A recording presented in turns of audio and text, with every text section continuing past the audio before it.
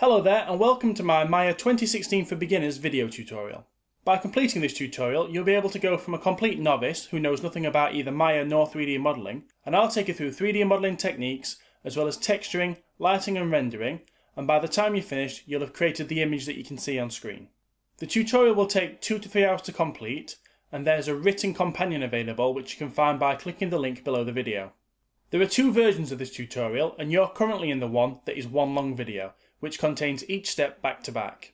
If you're happy with that, then just hang on a sec and we'll get underway. But if you prefer to go into a playlist where each step is broken down into its own video, then click the link on screen. Okay, let's get stuck in. Okay, so the first thing that we need to do in Maya is to set up a project. And what a project is one folder which contains a lot of other folders that contain all the assets, geometry, textures, etc. for the project that you're working on. It's really important that you do this properly. Otherwise, once you start rendering later, things can go wrong. So, the first thing you'll need to do is, outside of Maya, just create a folder somewhere. And I'm just going to call this Maya Projects. And I'm just going to leave it on my desktop for now, which will be fine for what we're doing today. And then what I'm going to do is go back into Maya, and I'm going to click on File, and I'm going to go down to the project window and click on that. Okay, this is the project window. The first thing you'll need to do, you'll notice that you can't click where it says default. You need to click on the button that says new, and then you can give your project a name. Now I know that I'm going to create a room, so that's what I'm going to call my project. R-O-O-M. And then you need to choose the location. So I'm going to click on this folder icon, and then I'm going to go to desktop, and there's my Maya Projects folder, and I'm going to select that. Now here, you can see it's given a list of all the folders it's going to create and the names it's going to give to them. I'm happy with the defaults. I'm very used to the defaults, so I'm going to leave that as it is and click on Accept. There we go, and that's how you create a project in Maya. Now, just to show you what that's done, I'm just going to go into that folder, and you can see I've now got a room folder within that, which is the project folder. And then inside there are all those folders that have been created. So we now have a folder structure set up for the rest of our work. The next thing you'll need to know how to do is how to create a new scene. What a scene is it's the single file that contains all of your geometry and then links out to things such as your texture files. And it's really important that you know how to make them and how to save them. So that's what we'll look at now. So to create a new scene, you can just click on File, New Scene. Dead easy. It'll ask you if you want to save the current scene. There's nothing in it, so we don't. And that's done. So that's really straightforward. It's not something we strictly needed to do, but it's something that you needed to know how to do. The next thing that you need to be able to do is to be able to save a scene. And this is really important. If you don't save your work in Maya and save your work regularly, you will lose it. Guaranteed. Maya is a cruel mistress, and sometimes she wants you to fail. So let's try and avoid that. So to be able to save a scene, what you do is you just click on File and Save Scene As. And you should notice that by default, because we've taken the time to set up the project, it's gone into the Desktop, Maya Projects, Room, Scenes folder, which is where your scene should go. Every file that you use should go in the right folder. And this one belongs in the Scenes one.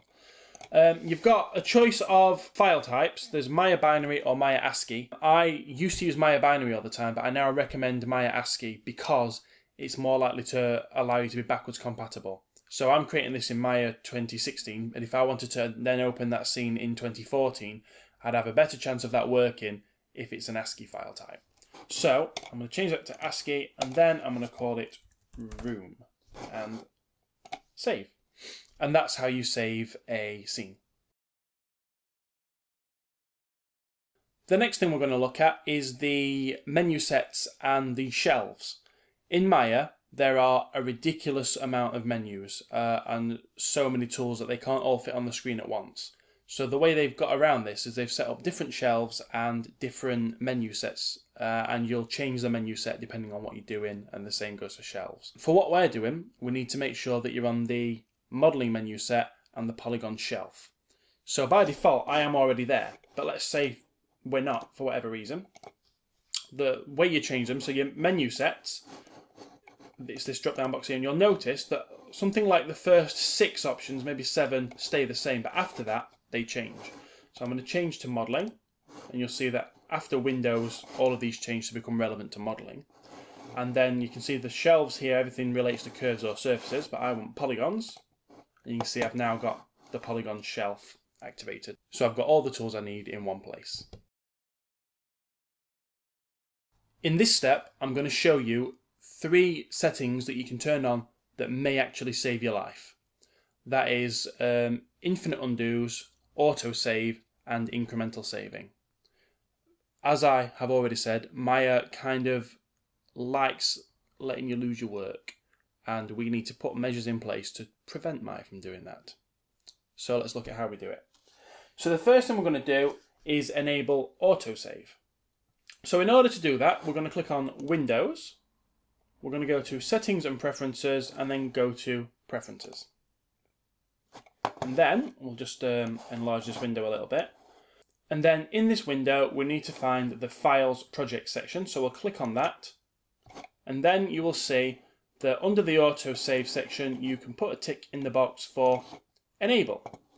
And then you can set how often you would like that to happen. For me, 10 minutes is okay. I don't want it to save every 2 minutes because that will interrupt my workflow.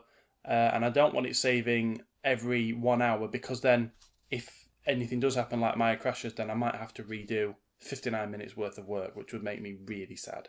So that's okay. The next thing we're going to look at is undos.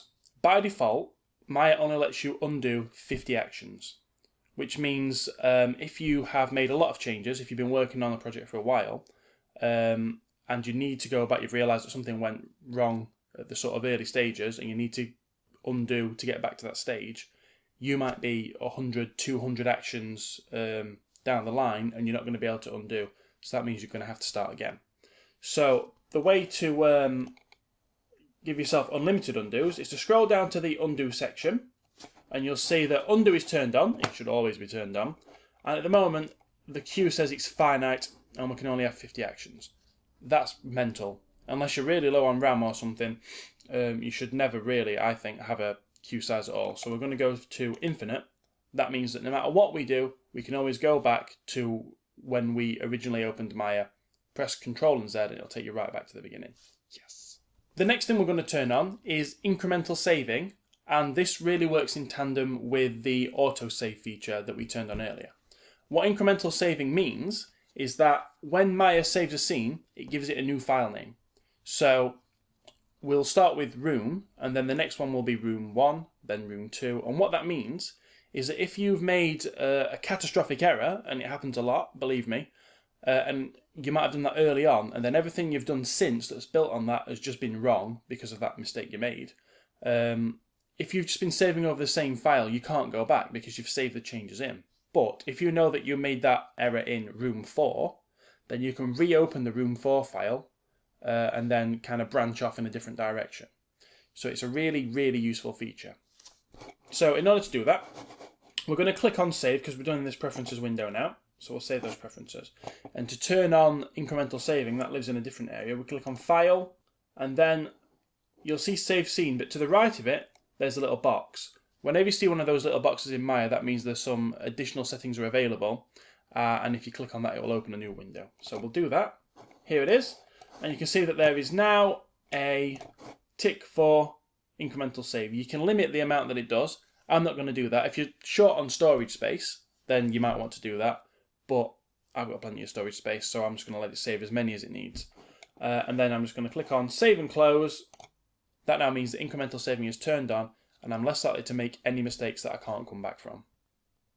Now that Maya's set up for us, in this step we're going to look at actually getting some modelling done. We're going to make something, and we're going to make a room. So what I'm going to do is throughout this tutorial I'm going to show you different ways of doing everything, because the thing about Maya is there are about 20 ways of doing absolutely everything, and you'll find your own preferred way or the way that is fastest for you. And I'm going to introduce you to some different ways.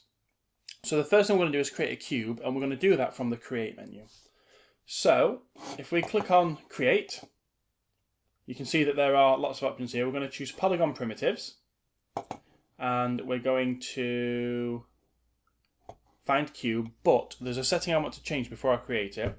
So I'm going to go to the options box for cube, and what I want to make sure is that normalization, so that tick box there for normalize, is turned off. And it doesn't actually affect the way the cube works, but what it does is it alters the texture space. And it won't make any difference yet, but it will later when we come to texturing the cube. So I'm just going to turn that off and then click on create. And then you'll see that we have a cube at the center of the grid. The center of the grid is called the origin, 0, 0, 0. You'll see over here on the right of the screen that you've got the channel box layer editor, and that will tell you that you've created a cube. There it is, pcube1, and it'll give you all the sort of statistics, the properties of that cube. So you can see that it's placed at 0, 0, 0. The scale is 1 by 1 by 1, and there are a few other things that we can change as well. When you create your cube, it may or may not look like mine. It's likely to look the same as mine because I've got the default preferences of Maya turned on. But there's every chance that it'll also be in wireframe view. And at this stage, I'd actually prefer to work in wireframe. So at the moment, you can see we've got this shaded view on, so it's like a grey cube, but I want it to look see-through. So there are two ways of doing that. You can either click on this icon here, which is wireframe mode. There you go. Or you can press number 4 on your keyboard, like that. So that's what we're going to do before we move on to the next step, which is resizing the cube. So to resize the cube, we're actually going to work in the channel box for it. And what I'm going to do, because I've got, I'm kind of struggling for screen real estate, there's not a lot of space here, I'm just going to drag this down here just to hide the layers bit. And that reveals this input section, and you'll see polycube 1. And it's here that I want to change the size and shape of the cube to represent the room I'm creating. So I want a width of 25, and then I'll press enter. A height of 10 and a depth of 25. And that will give you the basic dimensions of the room that we want to create. The next thing we need to do is rename this cube. By the time you've got a full scene full of assets, you could have hundreds and hundreds of cubes. And if they're all called polycube number, you're never going to be able to find what it is you're looking for. So it's much easier to give every object that you create a descriptive name as you create it, so that down the line, if you need to make alterations or find it if it's hidden, or maybe there are 500 cubes all close together, you'll be able to find it in the outliner. So I'm going to scroll up to the top of my channel box, and you can see where it says pcube1. If I click once on that, it then becomes an editable field, and I can write in there and give it a new name. So I'm just going to call it room and press enter, and that now has a new name. It's really important that when you're renaming something that you remember to press enter, because if you click it, forget to put a name in, and then click somewhere else, it'll keep that as the name of it, and it just gets really mad at you. It won't let you then use that object or even delete it. So make sure you put a name in and press enter, and you'll be good, promise. What we're going to look at now is how you use the virtual camera in Maya. So what I'm talking about is how you navigate the scene. And to be able to do that, you need a 3-button mouse. Here's my ugly ass 3-button mouse. And you need a keyboard with an Alt key on it. And you use your mouse and your Alt key in combination to be able to move around. So if you hold Alt on your keyboard and click the left mouse button, it'll allow you to do this, which is known as tumbling around. And basically what it does is it makes it look like your object's rotating, but it's actually the camera's rotating around the object. So there's that one. You can also hold Alt and the middle mouse button, and what this does is it dollies side to side. So you're now moving side to side in 3D space. And then the third button, the right mouse button, if you hold that with the Alt button on your keyboard, that will zoom in and out. So you're now moving closer or further away from the object. You can also use the scroll wheel, that little chap there, if you've got one. And you can see that will also zoom in and out, but it kind of does it in fixed increments, which is useful. I use it quite a lot because it's quicker to zoom in and out than having to reach for the keyboard if I'm nowhere near it. But it's not as accurate as the right mouse button. So that's just another option for you. Another thing that's really useful for navigating a scene are a couple of keyboard shortcuts which frame up objects. So let's say that I've lost myself in 3D space, and it does happen when you're still new. So let's say I've accidentally zoomed out too far and I've moved off to the side as well, and now I've no idea where my cube is. If you have it selected, you can just press the F button on your keyboard, like that, and that will frame up what you've got selected. Equally, you can also press the A button on your keyboard, and that stands for frame all, and that'll frame up everything in your scene. Now, because we've only got the cube, when I press it, it'll have exactly the same effect. But if I had 10 cubes in the scene, it would frame all of them so I could see all 10 rather than just showing me the one that I had selected. What we're going to do now is we're going to move this cube so that it's in line with this grid to represent float height. I'm going to do that using the move tool. As you can see, Maya's got many tools that are on screen at once, but the three that we're interested in at the moment, well, 4.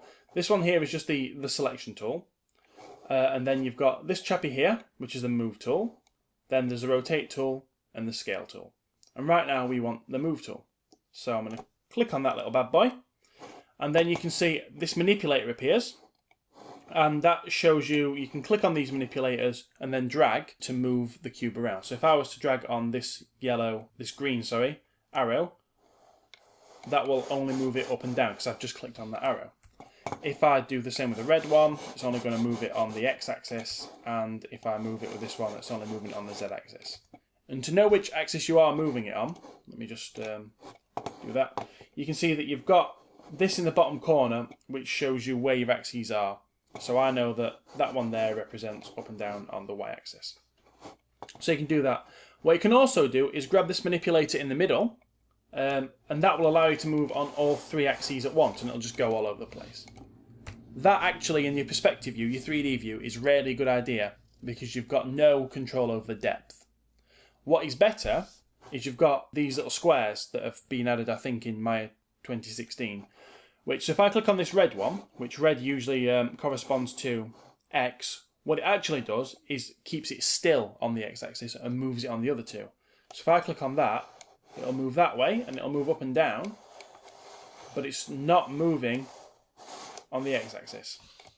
And the same goes for here.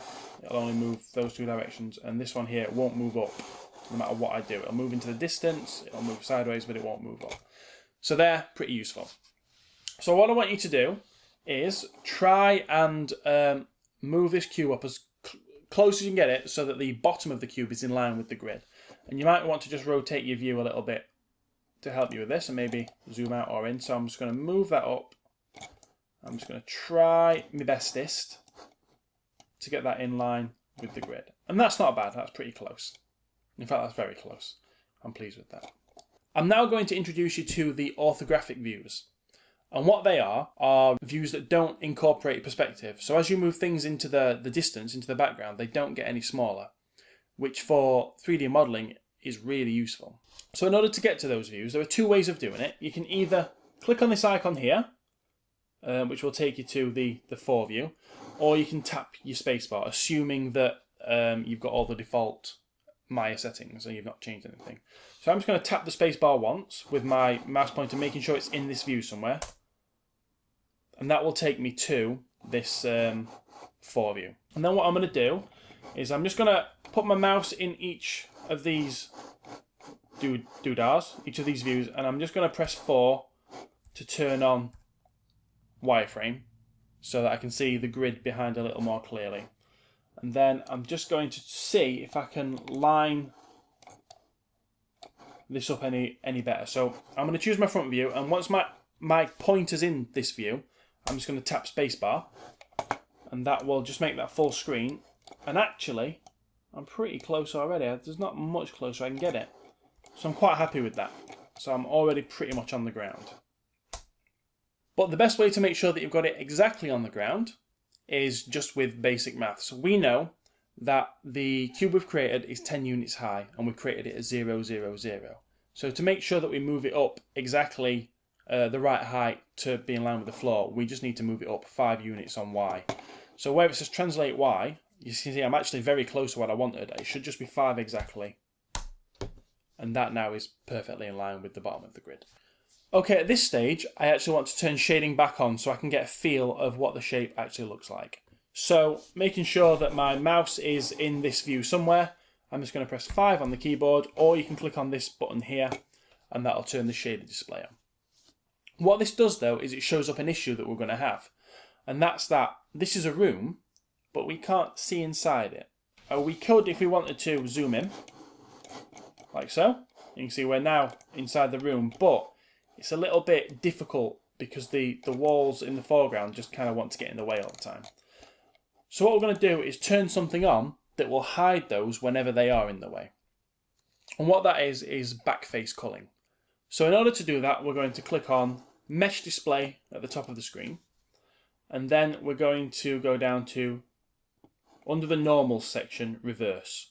And what that does is reverses which way the face would be facing if it was one-sided, and we're about to make it one-sided. So we want, at the moment it's facing outwards, but we're going to turn it around and make it face inwards. So we'll click on Reverse.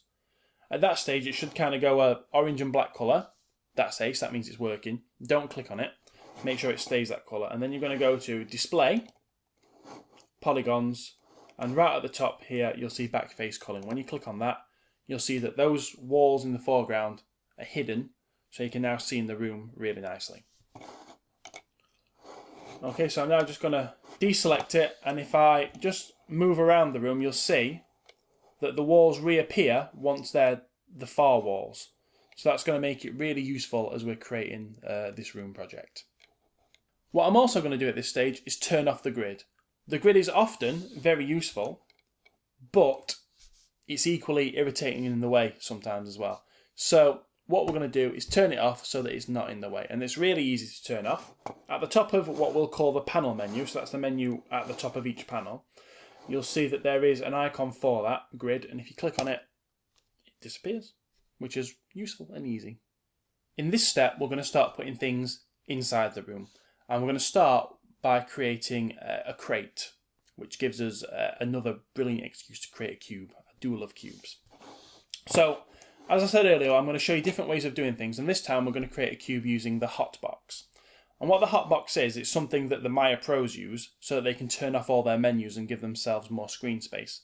So when you press and hold the spacebar, it brings up the Maya menus for you in this way. And you'll see that within this, you can click on Create, and you will have to click and hold when you're using this.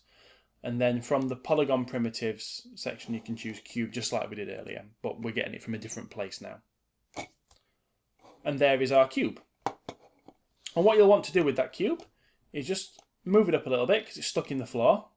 And then what I want you to do is we're going to resize it, we're going to reshape it a little bit, we're going to move it into the corner of the room, we're going to rotate it a little bit as well.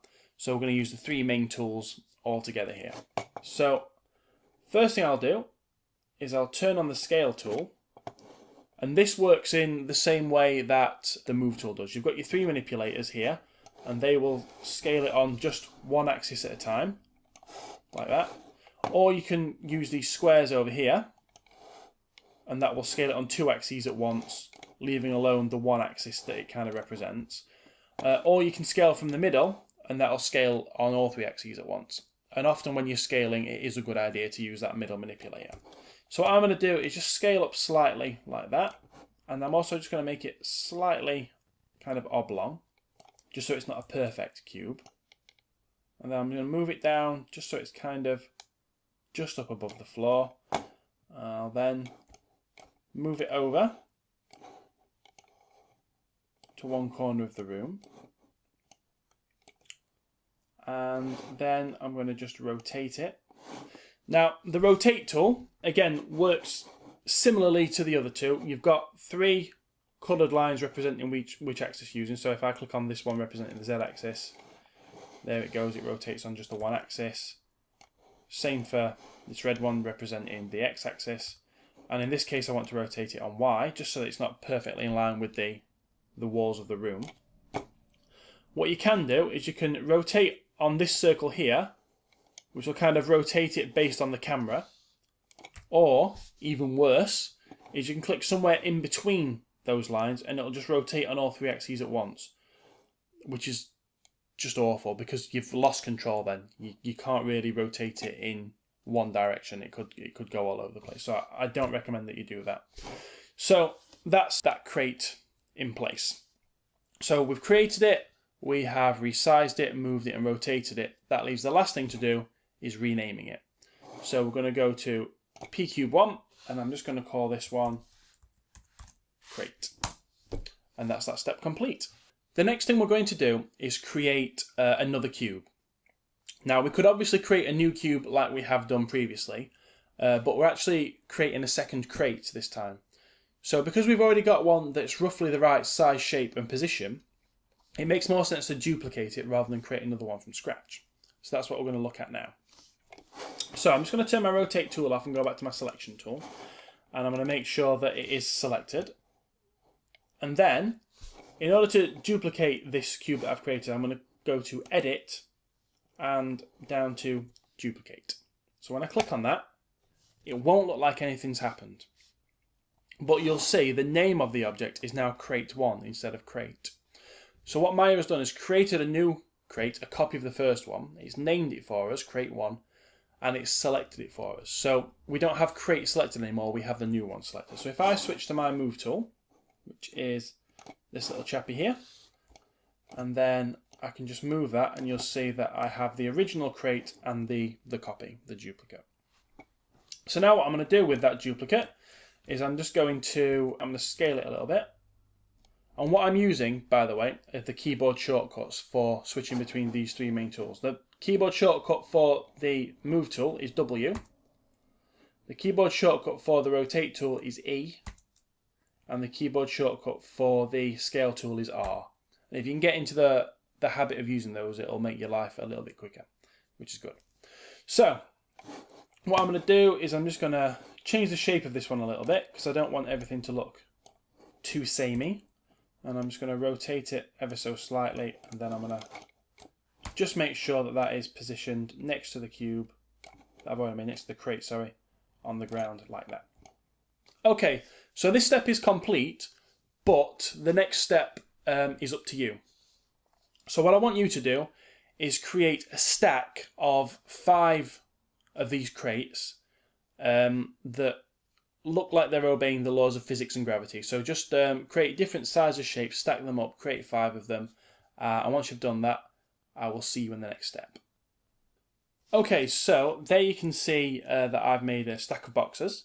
Hopefully yours looks as beautiful as this. Hopefully it looks even better, actually. I bet it looks better. But what I'm going to do now, because it's getting hard to see these crates against the background, the shades of grey are a little bit too similar. And the reason that is, and I'm not sure why Autodesk have done this, but they've started previewing different levels of gamma for some reason. The way to turn that off, and it'll just make things a little easier for you to see, is just where it says on here, click on it and it'll turn it off. And it just makes everything a little bit darker and the contrast's a little bit higher as well, so it's easy to see. What you can also do to make it easy to see your objects is this little fella here will show wireframe on top of shaded objects. So if we click on that, it gives you like a blue outline and it just makes things a lot easier to see. So for the time being, we'll work with those on just to make things as visible as possible.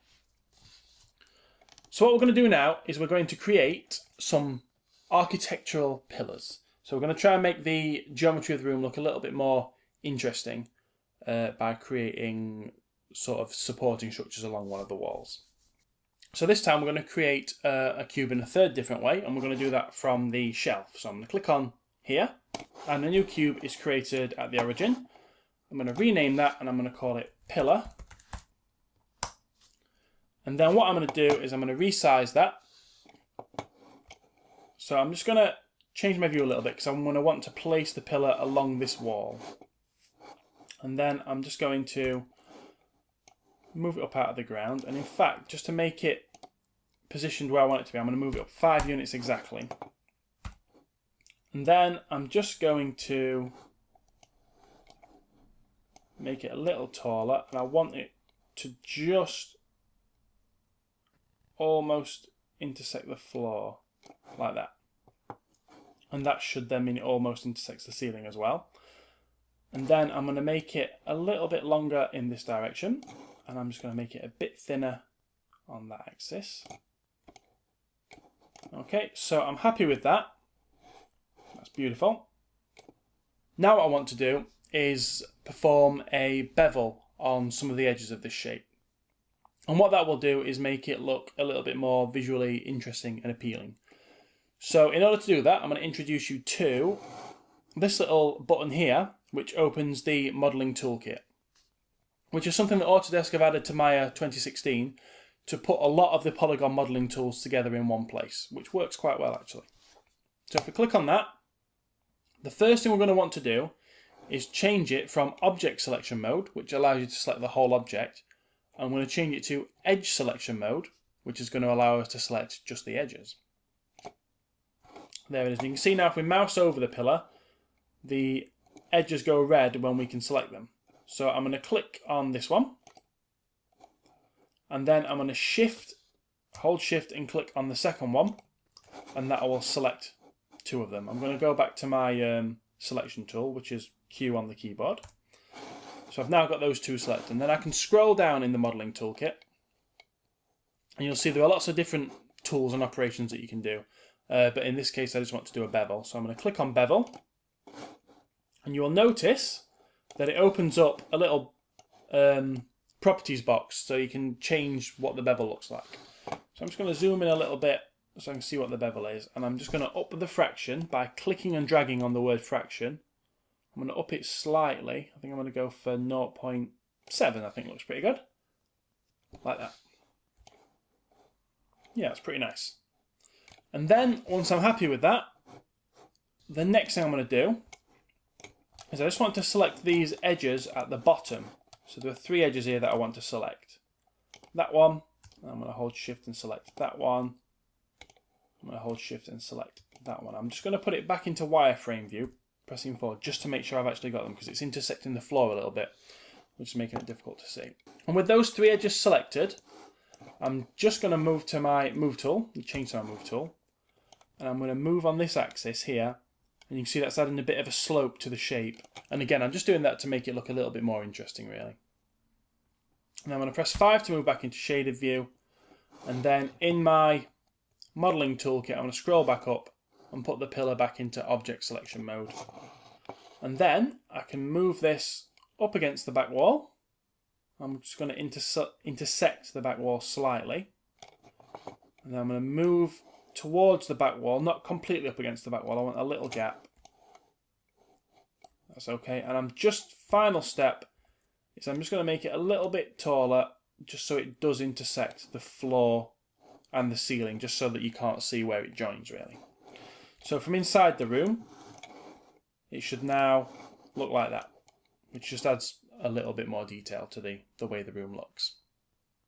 What I want to do now that I've created one pillar, I want to duplicate these pillars along the one wall. Now I could do that one at a time and position them one at a time, but there's actually a built-in duplicate option that allows you to create multiple copies and have them at a set interval apart. So we're going to have a look at that now. So I'm going to click on this pillar, make sure I've got it selected, and then I'm going to click on Edit, and I'm going to go down to Duplicate Special, which means I can duplicate something with additional properties.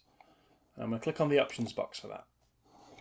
And what I want to do is I want to translate it along one of the axes. Translate is another way of saying move. And I'm moving it along this axis, along that one wall, and I can see from here that that's telling me that's going to be the x-axis. So I'm going to put a value in the x box here, and it's really easy to know which box is which because it follows the alphabet. So this one here is x, that's y, and that's z. So under the translate x, I'm going to put a value of 5 in. So each one's going to move 5 units along. And then the number of copies, I want 4 copies, meaning that I'll get 5 in total. And then I'm going to click on Duplicate Special, and it's done. And you can now see that in one step, I've created a row of these pillars along the back wall, which looks pretty cool. In this step, we're going to get on to doing some proper 3D modelling. So we're going to create a primitive shape, and then we're really going to manipulate that to create a new shape out of it. And the shape I want to create is kind of a futuristic 3D holographic projector-y type thing. It looks better than it sounds once it's all finished, trust me. So what we're going to do is we're going to create a new cone. So I'm just going to click once on the cone box there. I'm just going to drag it out of the ground, like so. And then I'm going to go into the channel box, and hopefully you should be able to see you've got an option for the channel box down this side of your screen here. So I'm going to click on that, and I want to change a few settings. So I want the radius to be 2, the height to be 4. Whoops, that's 24. Try again. 2 and 4. I just want to make sure that that again is not in the ground. That's okay. And then I want the subdivisions axis to be 18. Because I don't really need too many. And I want the subdivisions height to be 5. And you can see what happens when I'm changing the subdivisions is that changes the number of edges that are there.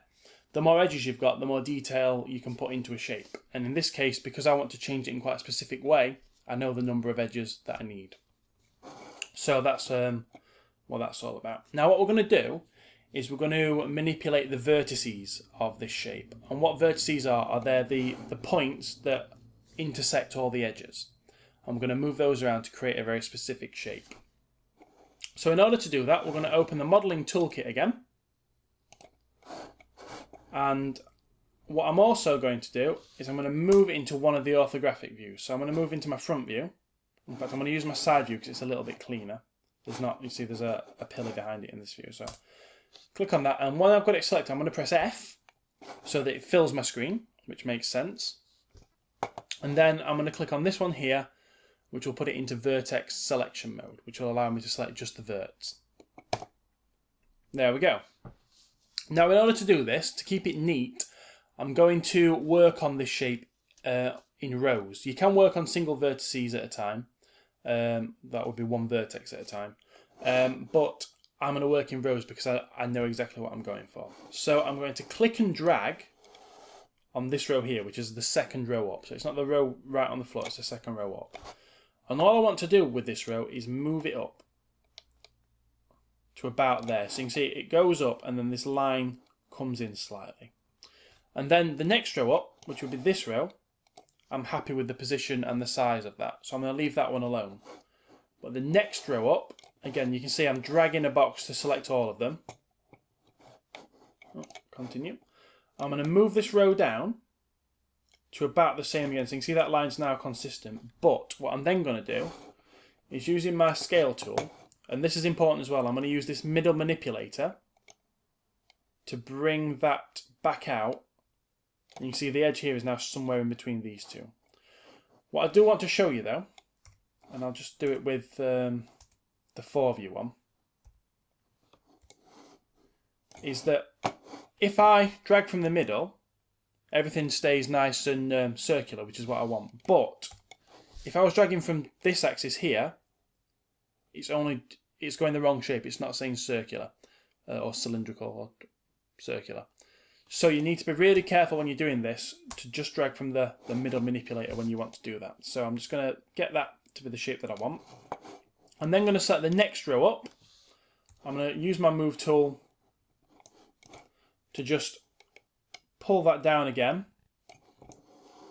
And I'm going to try and keep about the same distance as I've been using. And then I'm going to open this out a little bit because I'm actually trying to create a bit of a hollow inside this shape. And then in order to make it hollow, the last step I need to do is select this one point at the top, this one vertex at the top, and I'm going to move that down so that it sits in the middle of the shape. And you should be creating something that looks like that. And then when you look at it in your perspective view, you'll have this kind of shape, which is exactly what we're looking for. So well done you, that's some proper 3D modelling there. You really have come on quite a long way. Before we finish with this projector for the time being, I just want to do one more thing to it, and that's to create some new faces that we'll use to be a control panel for it later. So in order to do this, what we're going to do is put the projector into face selection mode. So we've done vertex selection and edge selection. We're now going to do face selection, which allows you can see to select particular faces. And what I like to do is just select any two faces that are together. So click on one, then shift select to click on another. And this time we're going to create an extrude. And what an extrusion does is it creates new faces. So in this case, it's going to create some new faces around the faces we've got. So we're going to end up with, I think, an additional 6 faces to accommodate what we're going to do. Or maybe just an additional 4. Math is not my strong suit. Okay, so once we've got those selected, we're going to scroll down. We're going to click on extrude. And you won't actually see that anything's happened. But click and drag on thickness, and we'll make that 0.1.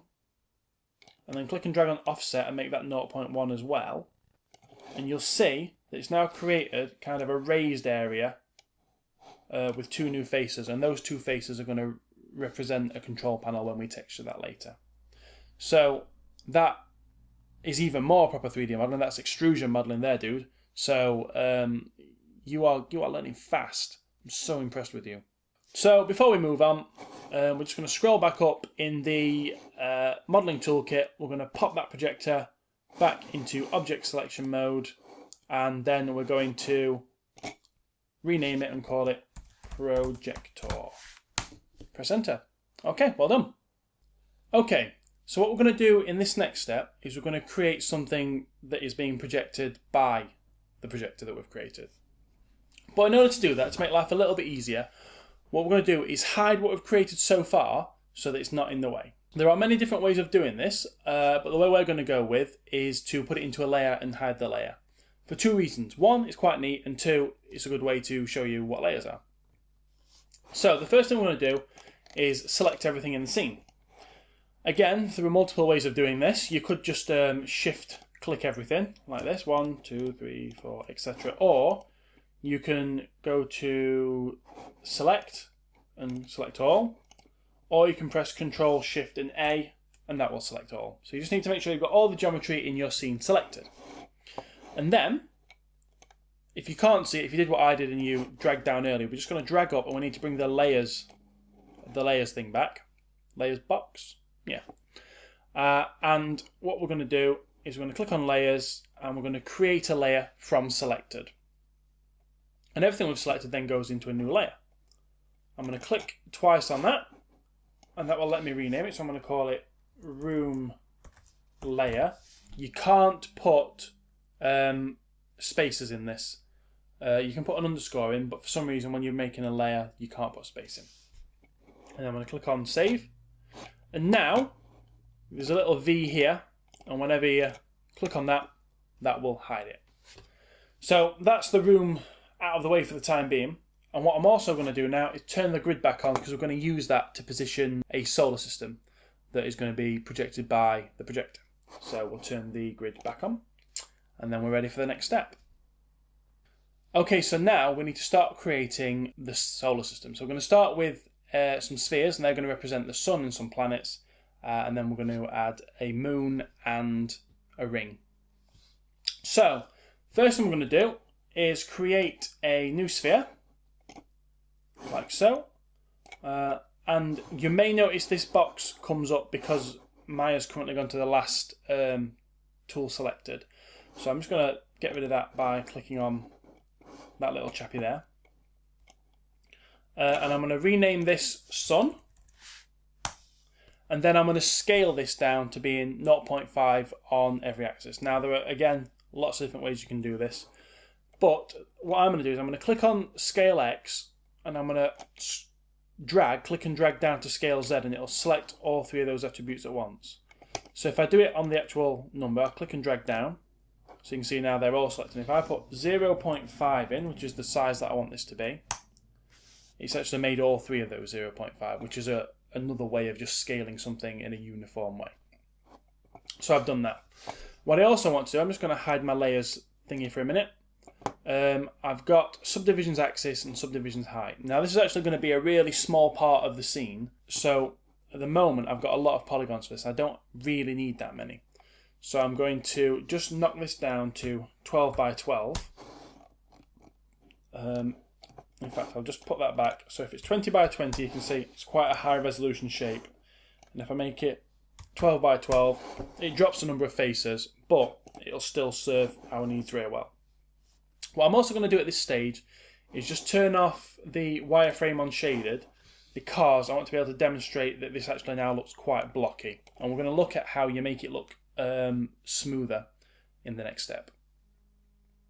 Okay, so as we've already established, the edges on this shape that represents the sun, now that we've lowered the resolution of the shape, look very, very harsh. So there's actually something we can do to adjust how Maya treats the shading of these faces, and it'll make it look much smoother. So making sure you've got it selected, we're going to go to Mesh Display, and if you look for Soften Edge and give that a click, when you deselect, you'll now see that it's much, much smoother. It looks very smooth. The only place that you can now see that it might not be perfectly smooth is around the edges. But as I said, this shape is going to be so small that you won't even be able to see that. So that's the sun ready to go. What we'll do now is create some planets from the sun. So the sun is already roughly in the right place.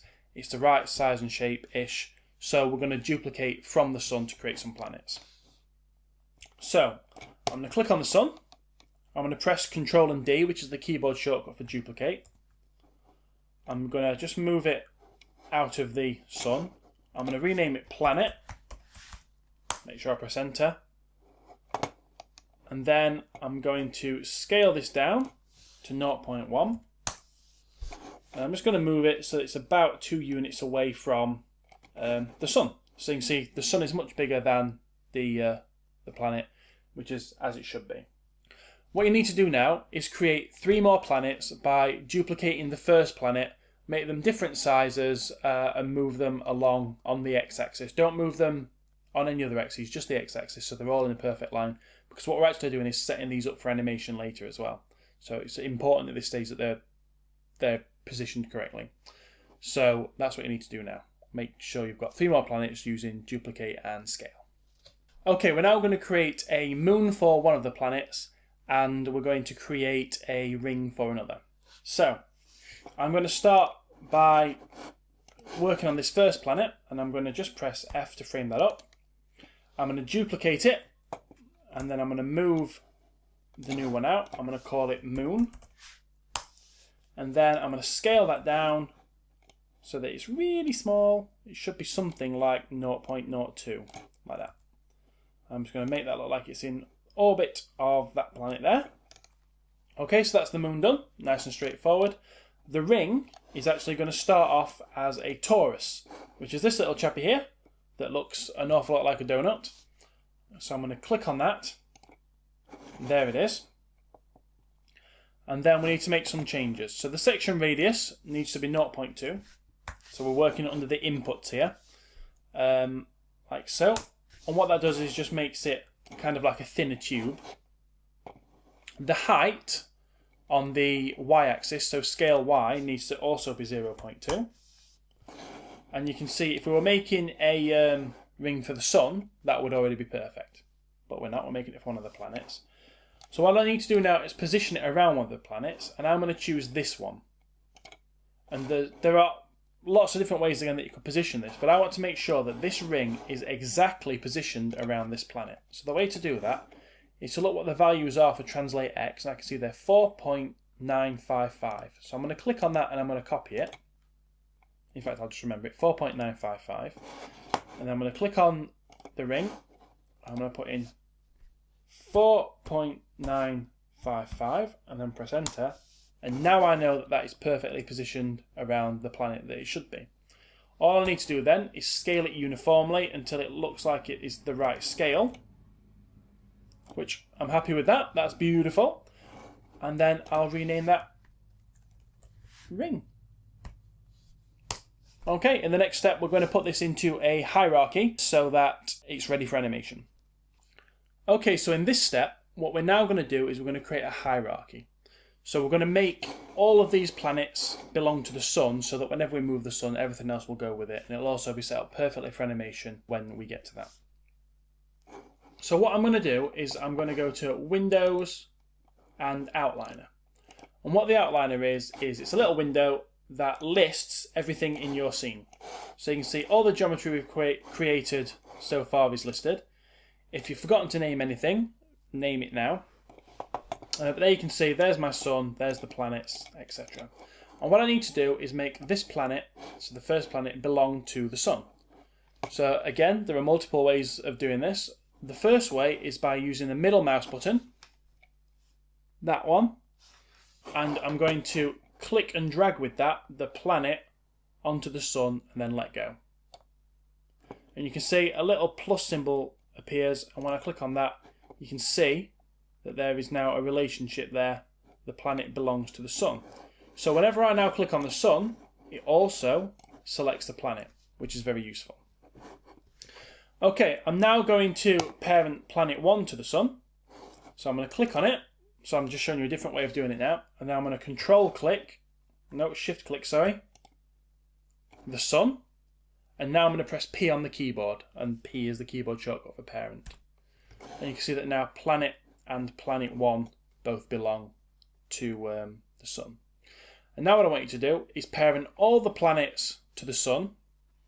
And then parent the ring to the planet that belongs to, and the moon to the planet that belongs to, so that your hierarchy is set up so that it looks like mine will in a second. Okay, so when you're finished, this here is what your hierarchy should look like. And again, like I said, whenever you now select your sun, it should select everything else, which makes moving this solar system as a whole so much easier. And the reason that happens is through something called inheritance. And what that means is that the child objects will always do what the parent object does in relation to the parent object. So you don't need to follow this, but I'll show you what I mean. So if I was to scale the sun, you'll see that all the planets scale too. But they don't just scale on the spot, they actually scale in relation to the sun. So the distance between the planets is shrinking as well. So it's almost like they're one object, which is really useful. The same happens if you rotate. You can see that they all rotate, but they're rotating around the parent object. So they're rotating around the sun. And the same happens with moving as well, which is going to be useful for when we move those planets next. Okay, all that is left for us to do with this solar system now is to select it and position it over the projector to make it look like it is being projected out in a holographic, beautiful way. So, we can close the outliner for the time being. I'm then going to bring back my layers thingy. Now at this stage, make sure your solar system is already selected, because when we bring back the room, the solar system is just going to be kind of right in the middle of everything, and it'll be difficult to select. So make sure it's already selected. Click here, which is where the V will go to bring back the room and the projector. I'm going to switch to my move tool, and I'm just going to pull that solar system up out of the floor. And what I also need to do is just scale it down, because I want it to be kind of believable that from the cone of light that's going to be projected by this projector, that they're kind of creating these planets. So they need to be small enough to kind of believably fit within that. So in my case, I've just sort of gone for that kind of size. So they are very small, but if you're getting nice close-ups of this when you render it, it'll look beautiful. Okay, so that, for the time being, is the modelling done. What we're going to do next is move on to creating textures and shaders and really starting to make this room look like a badass, sexy mofo. Oh yeah. Now would also be a very good time to save your work. If you've been following what I've been doing properly, you will have incremental saves turned on, and you can check in your save folder of your project to check that. But it's still always a good idea to save the project yourself, just in case. So you should do that. Okay, so things are starting to get a little bit interesting and exciting now. We're going to move on to texturing. Now, in order to create textures, we need to use another tool within Maya, which is called the Hypershade. And we need to open that up. So the Hypershade's been revamped a little bit. So if you are an older Maya user, it'll look a little bit different. It freaked me out when I first used it, but I feel I'm alright with it now. Now, there are two ways of opening this up, obviously. So you can click on this little chappy here, which is just the quick way of getting to it, or you can click on Windows and Rendering Editors, and Hypershade is in there. So I'm going to open that up, and hopefully, because I've reset the defaults in Maya, it should just show me a default Hypershade, which it has. So I'm just going to maximize this. And as with anything in Maya, it's a good idea to get it set up so that it's how you want it to be before you start working in it. And what I want is a little viewport so I can actually see my scene within the hypershade, because it's a bit of a pain in the bottom if you can't see what you're actually texturing. So in order to do that, you can click on Window, and I would like to open up a viewport. And you can see it opens up a very, very small viewport. But as you can see, that viewport actually shows you your scene, aces. What you can also do with that is you can drop it into your UI somewhere. You can see as I'm moving it around, it's saying, oh, you can stick it here. Oh no, put it here. Yeah, which is really good. And I like it to be here. So I'm just going to click and drag, and then I'm going to release when it's going to go there, which is lovely. And then I'm just going to drag some of the windows around a touch, just to make that viewport a little bit bigger and manageable. Okay, and then just whilst your mouse is in that window, press 5 to turn on hardware shading, and now you've got a good idea of what you're applying your textures to. Okay, so this is your hypershade. You can see that we've got the viewport in there. There's a material viewer here, and what this is it's a shape that previews what material is going to look like when you apply it. So it starts with this weird shader ball thing, which is actually quite good because it shows you lots of different surfaces on one shape. But you could also look what it's going to look like on cloth. You can look what it's going to look like on a teapot, if you're into teapots. You might also look what it looks like if it was on a water type splash. But I'm always quite happy with the shader ball. You've got the property editor here, which once you've created a new material, that's where you change the appearance of it. This is your workspace. So this is where all the sort of advanced linking of materials happens. This is kind of, we'll just use this tab at the moment, which shows all your completed materials. And this is the create area where you create new materials. So we are going to create a material, and the first material that we are going to make is for the projector. So I'm going to have a look in my create panel. I'm going to go to surface, and what I would like is a new blin. And what a blin is it contains properties such as shine. Well, it'll let you make it shiny, reflective, etc. The kind of opposite to that is a Lambert. We have a Lambert 1 assigned to everything already, and that is like a matte texture. So if you think of a painted wall, that would be like Lambert 1. One thing to keep in mind as well is never ever edit Lambert 1, because if I was to make this green, everything in the scene would now go green, because that is the default texture that is already applied. So you should try and leave that alone if you can. So I'm going to create a new blin, like so. And what I'm going to do with this blin is I'm going to rename it, and I'm going to call it Projector M. And the reason I put the M on is just so that I know that that represents a material, like that. What I'm then going to do is I'm going to change the colour of this material. So in my property editor, you can see that there's colour here. Now there's the slider, so I could just make it either black or white, or I can click on the actual colour rectangle here, which I'm told is called a swatch, and I can choose a colour. Now I quite like a really deep blue. I think that looks quite nice.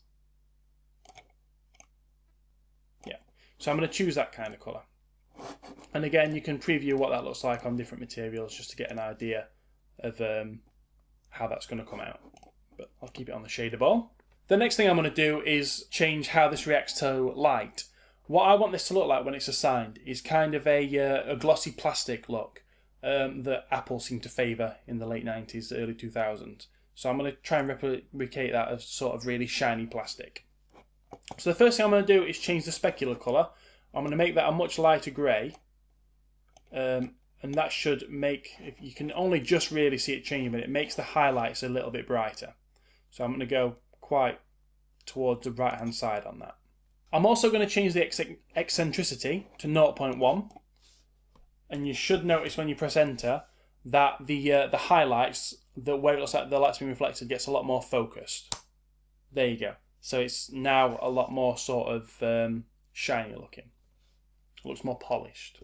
I'm also going to change the specular roll-off to 0.85, and that'll just make those highlights become a little bit stronger when I press enter. There we go. And the last thing I'm going to do is change the reflectivity to 0.3.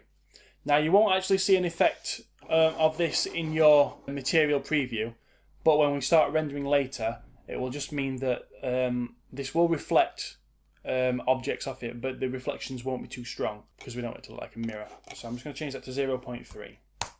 Okay, now that that material is complete, we're going to assign it to the projector geometry. Now, of course, there are multiple ways of doing this, but the first way we're going to do is just by dragging it on. So here you can see there is our projector material, and here is our projector. So in order to assign that material to it, I'm going to, using my middle mouse button, click on the projector, and then I'm going to drag over the projector here, and I'm going to release. And then you will see that that material is now assigned, and if we move around, we can see how that works, where all the sort of reflections of the light are going to go. So yeah, really nice. I'm happy with that. What we're going to do next is create a material for the sun. So the first thing we're going to do, you may have noticed, if I just press A with my mouse in here, you may have noticed that something was created in here when we created the projector material. And this actually represents how that material is being made. When we create the sun material, it will also put something in here, and it'll just put it on top of the projector stuff. So it's always a good idea before you make a new material to just clear your work area. And to do that, it's just this icon here. Give it a click. Oh, it won't ask you to save. That's just bad timing. Give it a click, and now you've got a clean work area. It doesn't really matter for what we're doing at the moment, but as your materials get more complex, it can get quite messy. So, a good idea to start with a clean one. I'm also going to create a new material. So this time I want a Lambert because I don't want my sun to reflect anything. So I'm going to create a new Lambert, and I'm going to call it Sun M. Press enter. And the colour of this, I would like to be a nice bright yellow, so I'm just going to click on that yellow there. And I'm going to add incandescence to this, which is kind of the low lights of it.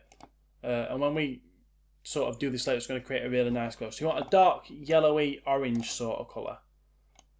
So I'm going to bring in some nice orange there, and I'm just going to make it a little bit more kind of a burnt orange sort of look.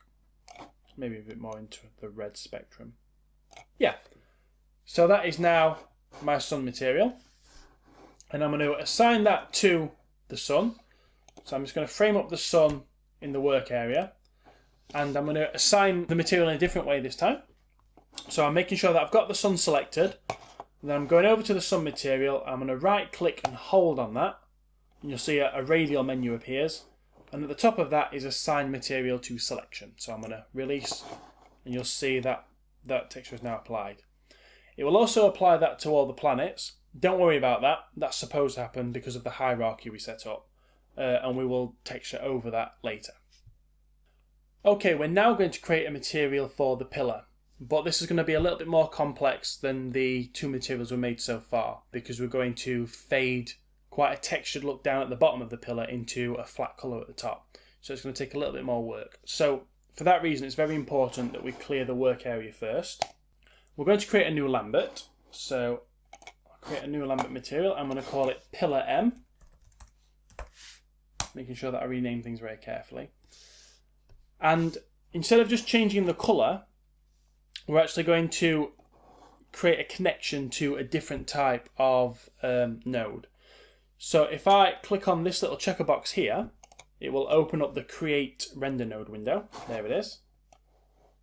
And what I would like to connect to this is a ramp. So I'm going to click on Ramp there. And in my property editor, I will get the properties for this ramp that I have set up. And you can see at the moment, it's creating a shader that fades from black through to white. Okay, so what I'm going to do is I'm going to click on this dot here, which allows me to select the white colour in this ramp. And I just want to change that colour. I'm going to use the slider down to quite a dark grey. Like that. So I'm happy with that. That's a nice dark grey. And then, because I want this dark grey to take up most of the texture on the pillar, I'm just going to move this dot about 3/4 of the way along. Maybe about 2/3 of the way.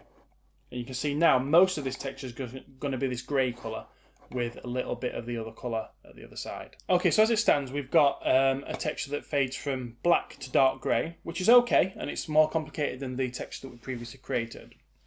But we can do a little bit more with it. So I'm going to click on this black dot, and you can see now I'm working on the black colour of this ramp. And instead of just choosing a colour, I'm going to add a little bit more of a texture-y effect to it. So I'm going to click on the checker here, so I'm going to make another connection. And it's going to give me a lot of options that I can choose from. I'm going to scroll down in here, and the one I'm looking for is rock. So I'm going to click on that. And now I have some options for this rock, and I can change those to suit my purposes, the look I'm going for. So I'm going to change colour 1 to a very dark brown. So it's already fairly brown, but I think I want it a little bit more into the orange side of brown. I'm going to bring this slider down here. So that's a nice dark brown. This is going to represent kind of dirt at the bottom. And then I want to change colour 2 to a very dark grey. I actually want this to be almost black. Like that. And you'll see this is an example of how this is going to look at the bottom of our texture that we're creating. And what we're going to do then is we're going to apply this to one of the pillars. So I'm just going to move around in my room. I'm going to find a pillar. This one here will do. And it's important when we apply this that we look at the bottom, because that's where that texture-y sort of look's going to be. And I'm going to right click on it and choose Assign Material to Selection. You may notice that you can't really see the effect of this. And that's because the current renderer, so the software that Maya's using to preview the scene in this window, doesn't show this particular type of texture very well. So we're going to change the renderer to another one that will show it off a little bit better. So I'm going to click on renderer, and at the moment it's set to viewport 2.0, which is actually the best of the 3 available. But sometimes you want one of the different ones. So I'm going to choose legacy default viewport, which is actually the worst of the 3, but it does show this particular type of texture really well. But you still can't really see what's happening to the texture, and that's because there's one more thing we need to change. At the moment, the texture view that we've got only really shows colours and not textures that are connected to the colour node. In order to show that, we need to move on to hardware texturing mode instead of hardware shading mode, which is what we're currently at. So in order to change that, we're going to press number 6 on the keyboard. And now, if we zoom in on the bottom of the texture we've created, you'll be able to see that it looks a little bit textury and dirty, and a little bit more interesting than the grey that was on the other ones. So you can now apply that material to the rest of your pillars, and then we'll be ready for the next step. Lovely. Okay, what we're going to look at next is using image files as the colour rather than just a flat colour, which is the sort of texturing that you see in most games and films, etc. So these are the textures that look really high-end and much better. Before you can do that, though, you'll actually need to download the texture files that we'll be using for this exercise. So the link can be found underneath the video, and you need to make sure that you download each of the images and that you put them in the source images folder of your project, because that's where Maya expects your textures to be. So I've already downloaded them. So you can see here, there they are. So that's all the images there. And what I need to do is just copy them into the source images folder of my project. There we go. So now Maya will know where to look for these. Okay, so we're going to create a new material for the crates. Now it's a wooden crate, and wood generally doesn't reflect, so we're going to create a Lambert for this. Before I do that, I'm obviously going to clear my work area. I'm going to create a new Lambert, and it's going to be called Crate M. Oh, Crate M. Lovely. And again, for the colour, instead of just choosing a colour, I'm going to connect a new render node. And this time, I'm going to scroll back up to the top, I'm going to choose File. Awesome. And then it'll take you through to the properties for the file. You don't really need to change anything, but the one thing that you must change is the image name, and that is where you tell it which image you're going to use. So I'm going to click on that, and you'll see that it takes me straight into my source images folder, because that's where Maya expects your texture files to be. And the one we're going to use is called Create Diffuse.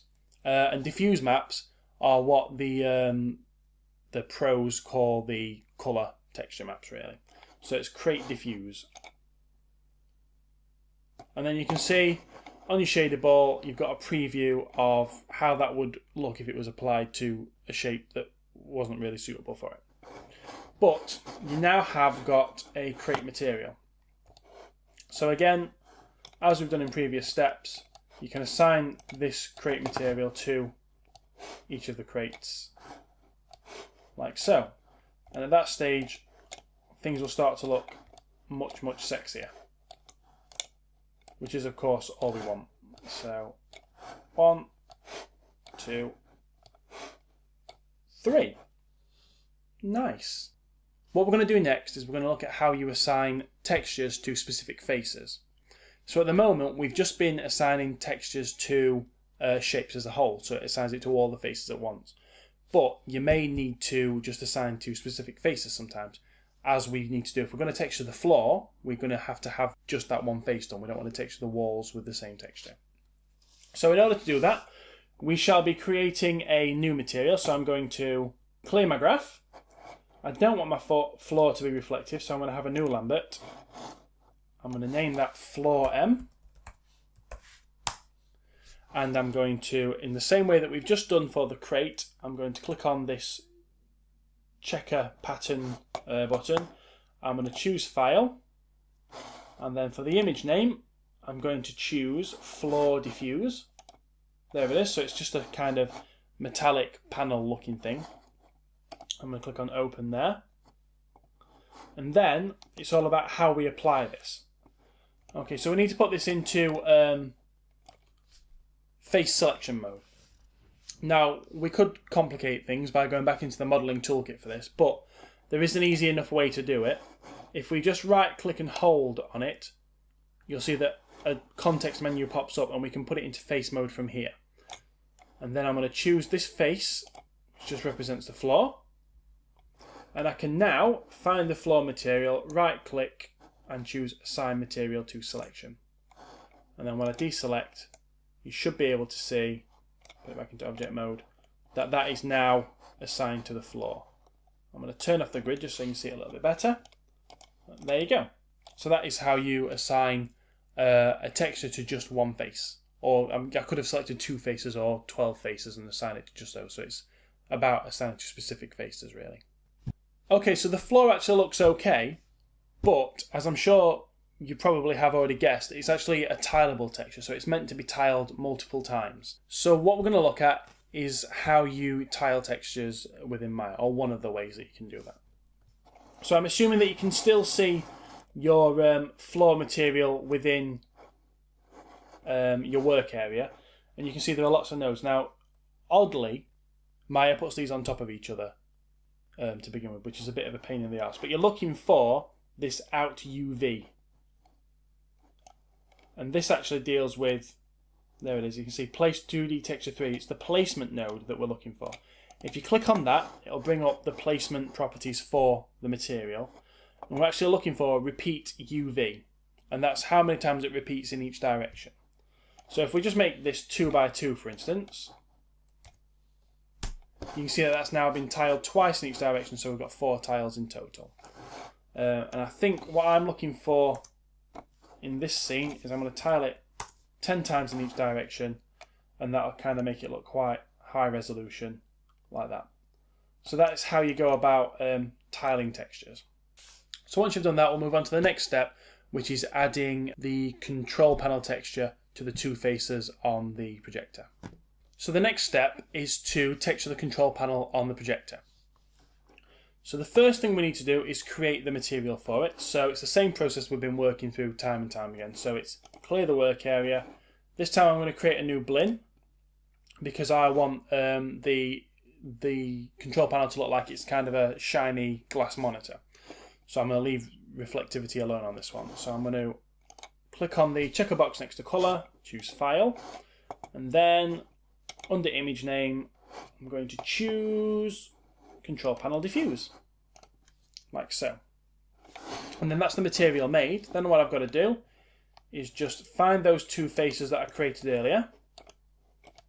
So again, I'm going to have to put the projector into face mode, and then I'm going to click on one face and then shift click the other so that they're both selected. And then I can right click. Oh, hang on, before I do that, let me rename it. So I'm just going to call this, I'll call it Monitor M. Okay, so I just have to select my faces again now. And then I'm going to assign this material to selection.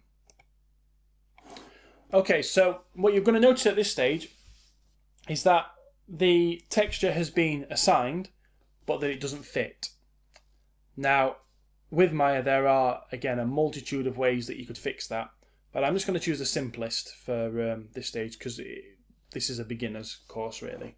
So making sure that you've still got those two faces selected, we're just going to minimize the hypershade for a moment.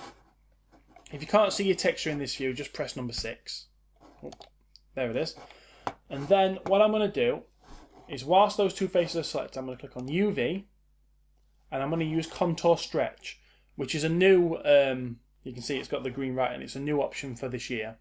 But what it does, it tries to fit the material as accurately as possible based on the faces you've got selected. So I give that a click and then go back into object mode. You can see that that actually now fits really nicely, which is what we're looking for. So we've now got that completed. Lovely. All that's left to do now on the texturing is to complete the scene. You've no doubt noticed that there are a lot of other texture files within the source images folder that you've downloaded. So what you need to do now is just create those materials and assign them to the right materials. You will need to tile the material for the wall, but you'll only need to do that, I think it's on the U direction, not on the V, or vice versa. So give that a go, and then once you've completed that step, we will move on to lighting and putting some nice render effects in the scene. Once you've got everything textured, you can close the hypershade window, because in the next step, we won't be using it. Okay, so once you've got all the objects in your room textured, it should look something like this. So if we just have a quick look around mine, I'll just up the lighting a little bit so you can have a good look. Because of the way that a cube's laid out, one of your faces will be upside down. That is fixable. We're not going to cover it in this tutorial, but it's dead easy to fix. And everything else looks quite nice. And what we're going to cover now is putting some lights into the room and making it look super sexy. So what I'm going to do now is I'm going to make sure that this gamma preview is off, because it makes a big difference with lighting. The darkness of the room now looks a lot more like what the rendered will look like than when you turn gamma on. So we're going to leave it off, and then what we're going to do is we're going to add a light to the scene. We're going to add a point light, which, if you imagine sort of like an old school light bulb or something like the sun, so it's a light and then light is emitted in every direction. So we're going to create one of those, and that's going to be the main source of light in the room, really. So to create a light, you click on Create, Lights, and go to Point Light. Okay, and there it is. So you may or may not see two manipulators. I'm just going to go to the Move tool, though, because I only really want to see one manipulator. And then what I want you to do is move it up out of the floor. And then you want to be able to see the effect that this light's having. So I'm going to press number 7 on my keyboard. And then as I move that around and up and down, you'll see how that's affecting the room. It'll be having an effect on it, which is really nice. Okay, so I'm just going to move that up a little bit. I might just turn the gamma on just for now. This is too bright, but it does allow you to see kind of what's happening. So I'm just going to raise that up a little bit, and I'm happy with that. That's okay. What I'm now going to do is I'm going to change a couple of the attributes of this light to get it to look how I want it to look, to fit the mood that I'm going for. Now, in order to do that, we need to open the attribute editor. We've not used that yet, but it is a big part of Maya, and you'll be using it a lot as you get into the software.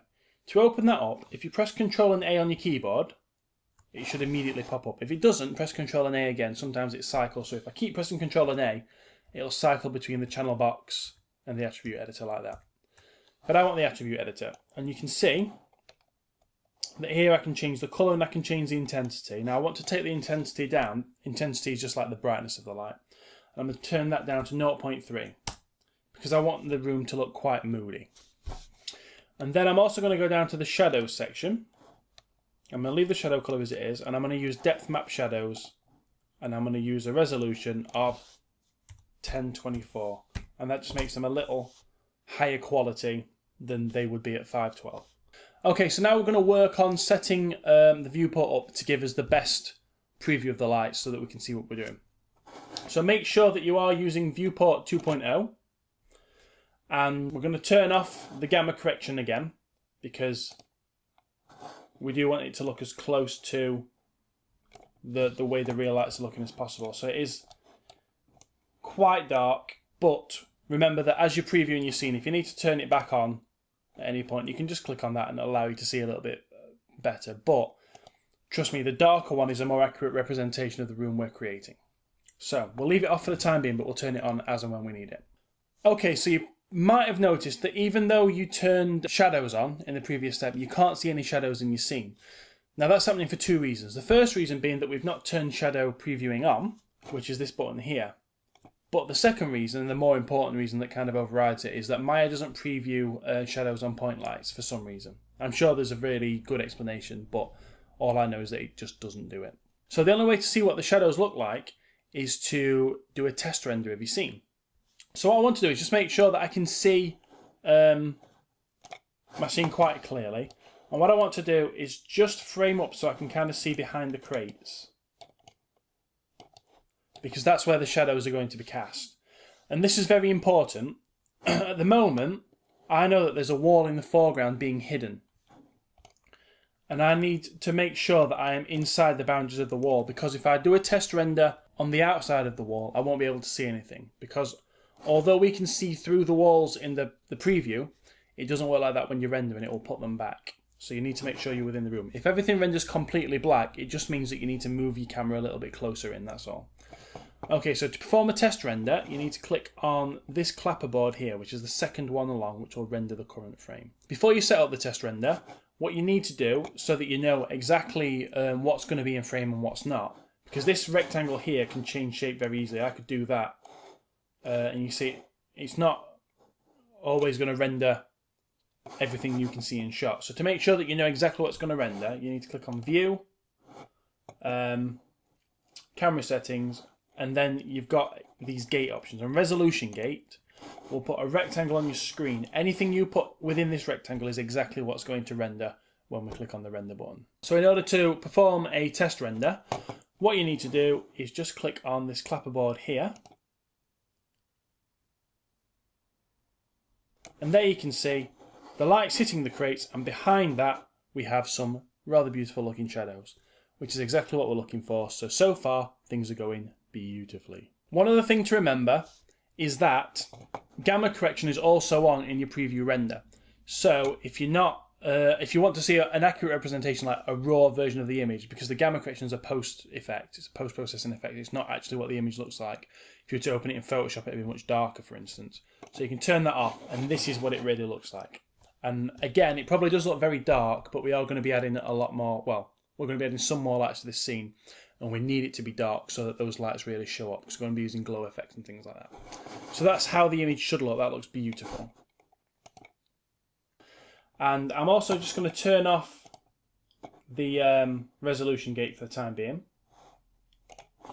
And now what I'm going to do is I'm going to place another light in. This is where it really starts to get sexy. I'm going to put a spotlight in the projector, and we're going to be able to see that light kind of hitting the particles in the air, or we're going to give that effect, and that's going to look very, very cool. So the first thing you need to do this is create a new spotlight. So we're going to go to Create, Lights, Spotlight. Now if, like me, you've left your projector in the centre of the room, it makes it quite easy to position the spotlight, because we need it to be within this projector, into the bit that we hollowed out earlier. So what I'm going to do is I'm just going to change to a different view. I'm going to use the side view, and I'm going to rotate the light so that it's facing up. And I'm just going to rotate it part of the way. I'm not going to do it all of the way, because I can then move into the channel box, and I can see that I've rotated it 68 degrees on X. So if I can just type 90 in there, I know that it'll be pointing straight up, which is what I want. I also want to move the light up slightly so it's just kind of protruding from the shape. And then I'm going to go back into the attribute editor. The next thing we're going to do is we're just going to change the cone angle. So at the moment you can see this green cone represents the angle that the light's going to shine at. And we want it to look like it's coming out of this cone that we've created within the projector. So I'm just going to scroll down a little bit. You can see there's a cone angle there. And if I just move this slider, you'll see that the cone angle changes on the light. And I can match that up with the projector. Like that. So that's beautiful. What I'm also going to change, there's something called a penumbra angle. And that affects the softness on the edge of the light. If you want to see that in action, just create a spotlight in a new scene, shine it at something and change the penumbra angle and you'll see what it does. But what I want to do is just type 30 in that box and it'll stop the edge of the light being like a perfectly drawn line and it'll kind of fade, which is what we're looking for. As things stand with this light though, it wouldn't be visible in the air. It would just, if you looked up at the ceiling, you'd see a circle of light, but you wouldn't be able to see it in the air. And to do that, we need to create a light fog. Before we do that though, we're going to set the colour of the light and we're going to change that to being kind of a pale blue. So I'm just going to, where am I? I want to choose that kind of colour. So my light wants to be a nice pale blue, which is beautiful. I'm also going to add a decay rate to the light because I don't want this to necessarily light the ceiling. I want it to only go so far. And a decay rate means that the light dies off over distance. So I'm going to add a quadratic decay rate, which is perfect for what I need here. And it'll just mean that the further away from the projector the light gets, the more it dies off, which works really well with the fog that we're going to create. So now we will add the fog. You need to scroll down a little bit to the light effects section and we're going to open that. And you can see that there is a light fog option. Before we change anything though, before we create the fog, we're going to make sure that the intensity of it's up a little bit. So we're going to turn that to 5 and press enter. And then we're going to click on the button to add a light fog to the light. And then I'm going to add a slightly darker blue colour to the fog, like that. And that is the light fog complete. So the preview in Maya doesn't really show the light off. So what we're going to do is I'm going to go back into my perspective view. I'm just going to frame up a shot with the projector in view. So something like that, I think. And then what I'm going to do is just test render the frame to see what this glow looks like. So here we go. So there you go. That's the effect we've created. So you can see that there is now a blue light. And the idea is that that light is part of the holographic projection that's being created. Again, I'm just going to turn this off so you can now get a better feeling of why the room's so dark, because there's a projection happening.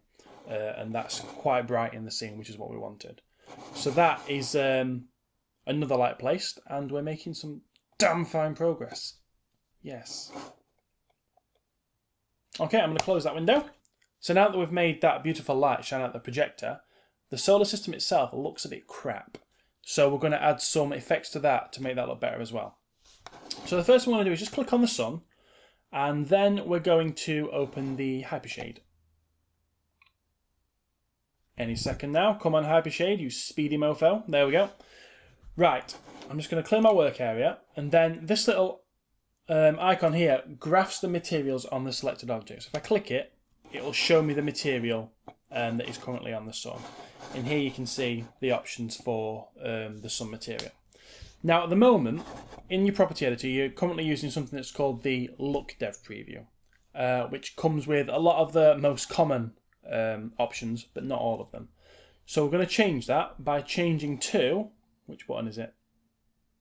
That one.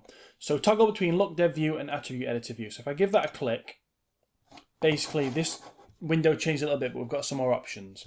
And if we scroll down, we're now going to get a special effects section.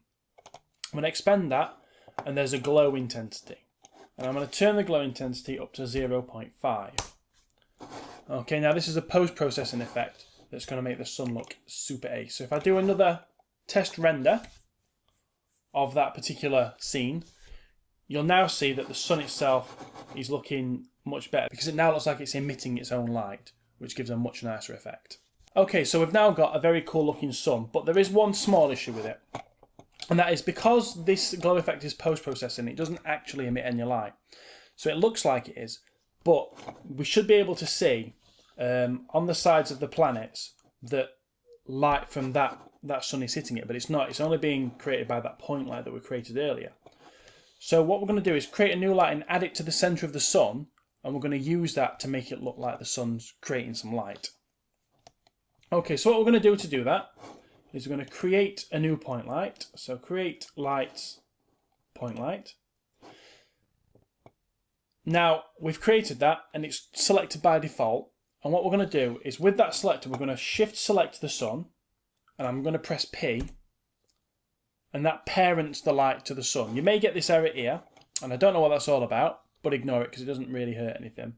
So now that light is parented to the sun. And we've still got the light selected. So if we go into the channel box, you'll see that it's at a position of -24 on translate Y, and that's because it's taking its position from the sun. So if we set that back to 0, or if you've moved things at all, set them all three of these back to 0, that moves the light to the centre of the sun, which is where we wanted it to be, which is very handy.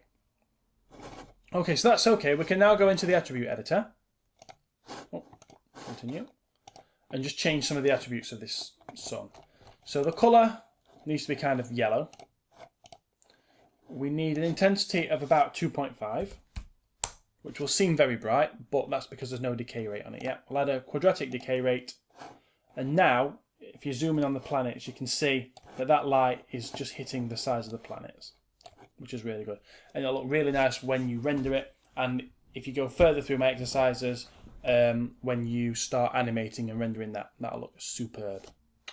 Okay, there's one final thing we need to do to this light to make it look really sexy. We're going to add a lens flare, which kind of makes it look like there's a mark on the lens of a camera, which is a subtle effect, but it makes everything look a bit more sexy and expensive.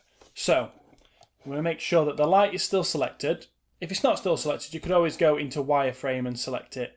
Okay, but I've got it selected. And then what we need to do is, if you scroll down a little bit, there's a light effects section. And we're looking for light glow. We're going to click on the checker box next to light glow, and that will create a new node, an optical FX node.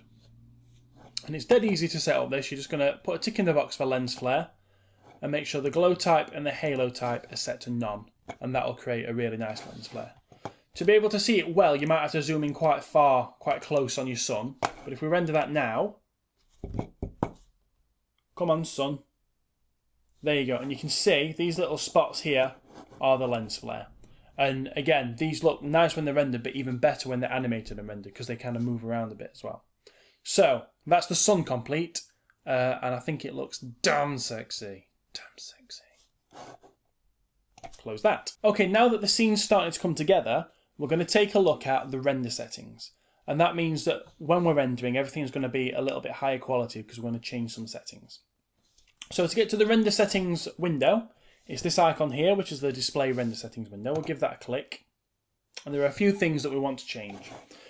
What we're going to do first, we're going to go into the Maya software tab. And we're going to change something in here. So by default, the overall quality is set to custom, which I think is Maya code for crap. So we're going to change custom to intermediate, which is not the best, but it's a good trade-off between quality and render time. And then we're just going to scroll down a little bit further, and we're going to turn on ray tracing. Ray tracing handles things like reflections, high-end shadows, where the light refracts, bounces, things like that. So it's really good to have that turned on. And that's the thing that in a second is going to make the projector look really sexy, because that's now going to start reflecting. And then we're going to go into the common tab, and we're going to just scroll down until we find the presets. By default, it's at HD 540, which is okay, but it would be a little bit better if it was at HD 720. You can go higher if you want, but for my purposes, 720 is enough. And then click on close. Now, frame up a beautiful shot of your room. I want to get my crates in shot, I think. So I'll try something like that. Do a test render and see what it looks like. So you should notice straight away that the window is a lot bigger, but also that it's taking much longer to render. And that's because it's doing a lot more complicated stuff with it. It's working a lot more out. Straight away, you can see that the reflection on the projector is working. It's actually a little bit over the top. I think that's more to do with the placement of my light than the reflectivity being too high. But I could turn that down, or I could reposition the light. You can see everything's looking much nicer now as well. So I think what I will do is I'm just going to move this light, if I can select the light. So I want that light, and I'm just going to try and move it off center like that. I'm just going to render again now, just to see if the reflections on the projector are a little bit less ridiculous. Any second now. Yeah, so that's nicer. So it's still very shiny, but the colour's coming through and it's got that polished plastic look that I was going for. And don't forget, to get a real idea of how your scene's going to look, don't forget to turn the gamma correction off, and that'll give you a nice overall look. So very moody, very gritty, but very sexy. Okay, so what we're going to start doing now is adding some final details to this room. So we're going to make it look a little bit more beautiful for rendering, and we're going to learn a few more skills along the way. So the first thing we're going to do is put in like a giant window. So the idea behind this room is that it's for some reason in orbit of Earth. I don't know why, it just looks cool. And we're going to put a window in one wall so that we can see out and we can see Earth in the background. So in order to do that, we're going to select the room. We're going to open up the good old modelling toolkit again, and we're going to put it into face selection mode, and we're going to make sure that we select that face. Yep, so this one here is going to represent our window. The next thing we're going to do, because we want to create a window frame, is we're going to scroll down and we're going to choose to bevel. And you'll see it's not worked out particularly well because it's going too far, but it has now put a frame around the edges like that, which is what we wanted to do. But it's a little bit over the top, so we're just going to take the fraction down to about 0.2, like that. So that now gives us a frame. The only other issue with it really is that it's set back. You can see. So I'm just going to select that one face there, and then with my move tool I'm just going to pull that back so it's level. Like that. And what that's done is put a frame on, and it means that we can set this bit back a little bit to create kind of an indented window. In fact, what I'm going to do is I'm just going to move it slightly inside the room just to really exaggerate what's happening with the window. So you can see that I've kind of done a reverse of what was just happening. So it's now slightly inside the room. Okay, the next step is to create an extrude so that we can push that face back and create the window itself. Now you can either click on the extrude button here, or if you're a keyboard shortcut lover, you can press Ctrl and E, and that will create an extrude.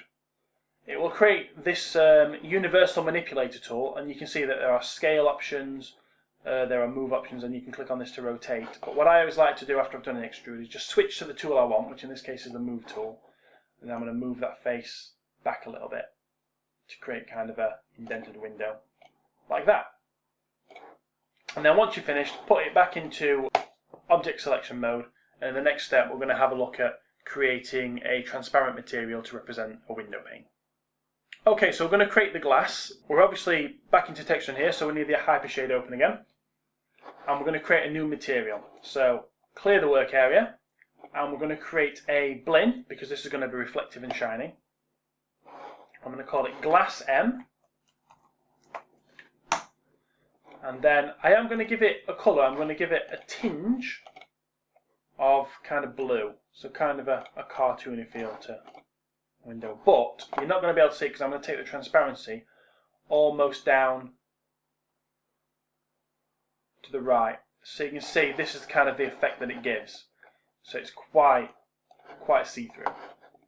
And then we just need to apply that material in the same way that we would any other material.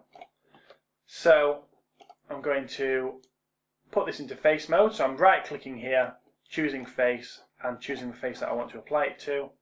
And then I'm right clicking on my glass material, and I'm going to assign that material to selection. Like so. Now that creates a really cool glass material. So for the time being, we can close the hypershade again. And if you want to, you can create a quick test render of your scene with the glass in place to see what sort of effect that's having. You won't be able to see much because there's nothing outside of the window yet to see, but you should be able to see that it's black and that there are reflections on it. So there you go, that's my glass. At the moment, it just looks kind of like a mirror, but once we put something outside the window that is lit, it will look very cool. Okay, so now we've got the window, we need to have something outside of the window so we can look at it. So we're going to create kind of a big earth. So in order to do this, we're going to create a sphere. We're going to move it outside the room. We're going to make it super big. Move it a bit further away from the room like that. And that's kind of it for this step. I might just move it slightly over so that we can see just one side of it like that. Maybe move it down a little bit as well. So I'm just thinking about when I'm looking through the window, what am I going to be able to see, what's going to look interesting. So I'm quite happy with that. So in the next step, we need to think about texturing this. So we're going to texture the earth now. We've already created an earth texture, which is on the projection of the earth, which is there, very small. And we could just reuse that, but we're actually going to do something a little bit more high-end to this one. So that kind of means that we can't use the original shader that we've created, but we don't want to start from scratch. So what we'll do is we'll create a duplicate of the original earth shader, and we will then make changes to that one. So we'll leave the original alone. Before I do that though, I have just forgotten to do something. I need to rename the sphere I created. I'm going to call it Big Planet, like that. And then I need my hypershade open. Okay, so the first thing you need to do is locate your earth texture, and we're just going to select that for now. So I'm going to click on Edit, Duplicate, and I'm going to choose Shading Network. So you can see now I've got Earth M and Earth M1. So Earth M1 is the copy. And I'm just going to rename that to Big Planet M, like that. So I've not changed anything about this material yet, but I am going to come back to it later. And I'm just going to assign the Big Planet M to the Earth. There it is. So that's looking kind of cool. Now what we need to do is light the planet. So if we look in this scene at the moment, you can see that the planet is, it looks like it's lit. But once we render it, you can't really see it because our lights have got decay rates on them. So what we're going to do is we're going to create a new light just to light the Earth from one side to look like it's kind of being lit by the sun. So it's Create Lights Spotlight. And now I'm going to put my Move tool on. And I'm going to move this light out here so that it's lighting the side of the planet. Okay, and what I want to do is I'm just going to rotate this around slightly. But I'm going to have to increase the cone angle, so I'm into the attribute editor now, so that it kind of covers the whole planet. And we want to be careful here to make sure you only get the planet. If you go too far, it's going to start hitting your room. You can see that's now hitting my room. So I need to make sure I don't go too far. I'm just trying to hit only the planet. And I'm going to turn up the penumbra angle as well, just to keep it soft if I can. So now, when we go inside the room, and we look through that window, we should be able to see that the planet is being lit from one side. So it hopefully kind of looks like it's maybe just becoming morning somewhere in the world. So when this finally finishes rendering, there we go. That's the effect we're going for. So you can see the Earth is being lit from one side and it looks quite nice. So I'm happy with that. We'll move on to the next step. So the next step is to add a little bit more detail to the shader for the big planet. And that's really going to make this look really, really cool. It's also going to introduce you to bump maps. So, because we're working on the shader, we're going to go back into the hypershade. And we're going to select, well, we'll clear the work area first. And we're going to select the big planet material. Now what we're going to do first of all, is we're just going to add a glow to the planet. And that's going to give the effect that it's got like an atmosphere, like our own planet has. So, we're going to scroll down. We're going to click on Special Effects and I'm going to put a glow intensity of 0.5. We're going to test render this in a minute. If it's too bright, we're going to turn it down. If it's not bright enough, we'll turn it back up. What we also need to do now is make new connections. So we're going to add a bump map to this. So in order to do that, we're going to find where it says under the common material attributes bump mapping, and we're going to click on the checker box. That's going to ask us what we want to connect. We're going to choose file, and then that's going to take us through to this file node. So here you can see bump depth. Now we're going to need to come back here in a minute, and I'm going to have to show you how to do that. But before we can change the bump depth, we need to attach an image to be the bump map. And all the bump map is a black and white image. Well, it's a grayscale image. Anything that's black doesn't appear to be raised up. Anything that's white appears to be very raised up, and anything in between varies. So I'm just going to click on this little arrow chappy here, which will take me through to the connection, which is the file node. And from within the textures folder, I'm going to choose Earth Bump. And you can see that's the type of image I'm talking about. And as soon as I assign that, you can see straight away that this preview here is now showing a little bit of bumpiness, which is what I wanted to happen. Okay, so now what I need to do is just within this preview, I'm going to change the renderer to make sure it's on viewport 2.0 because the legacy default viewport doesn't support bump maps. I'm just going to make sure I can see the planet. There it is, and you can see straight away what the bumpiness has done. It probably looks too bumpy though, so now we need to look at how we refine that. And within your work area, you're looking for a bump 2D1 node. It should already be there because we've just created the connection, but let's say for some reason it isn't, so we'll clear the work area. The way to make sure you can find it is click on your big planet material, and I'm going to right click and hold and choose Graph Network. And that then will show up all the different nodes that make up this shader. And from there I can click on my bump 2D1 node, and then I can mess around with the bump depth. And you can see as I change this slider, it affects how bumpy this appears. I'll try something like 0.35. And now I'm just going to do a test render to see how that's looking.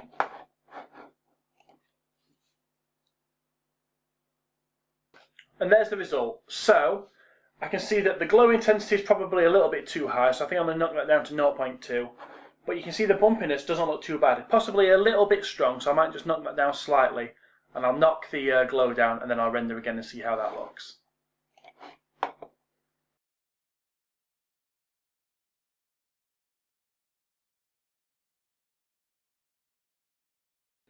Okay, so the glow is possibly still a little bit strong, but I'm happy enough with it.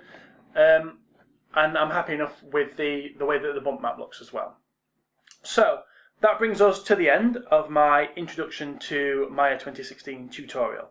Following on from this, there will be my introduction to animation in Maya 2016 tutorial. So if you click the link or follow the link below to move on to that, it uses this exact same project. So it takes where you are now and we move on to animating cameras within the room, animating the planets. So it very much builds on this, but it is also its own thing. So keep that in mind. If you have found this particular tutorial useful, then I highly recommend subscribing to my YouTube channel. The link is on screen.